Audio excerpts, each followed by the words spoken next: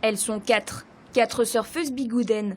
Mégane Murgia a réalisé Lettre à ma mère, un documentaire sur leur approche du surf. Elle-même surfeuse, elle a voulu s'éloigner de la représentation des femmes dans ce sport. Moi j'avais envie de filmer les femmes que je voyais autour de moi qui essayaient de se libérer un peu de temps libre pour aller dans l'eau, que ce soit par rapport à leur travail, à leur famille, leurs enfants. Et c'est une autre dimension du surf et de la pratique du surf. Après des études de cinéma à Rennes, Mégane a envie de conjuguer sa passion du surf à celle du grand écran.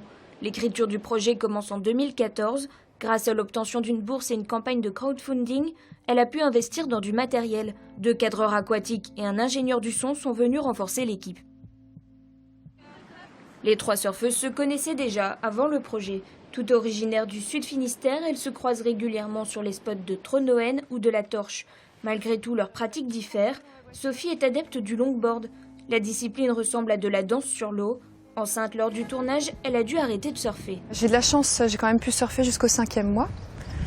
Et je faisais des toutes petites sessions de 30 minutes. Et c'est vrai qu'à un moment donné, mon ventre et la fatigue qui va avec me permettaient plus de surfer. Annabelle participe régulièrement à des compétitions. C'est un plaisir qui est fou aussi.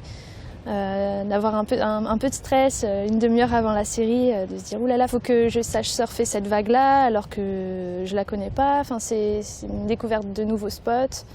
C'est l'occasion de rencontrer aussi d'autres surfeuses qu'on voit pas toute l'année. Et quand elle n'a pas l'occasion de surfer, elle se raccroche quand même aux vagues d'une manière plus artistique. Clémentine est la baroudeuse du groupe. Elle surfe sur les vagues du monde entier lors de ses voyages.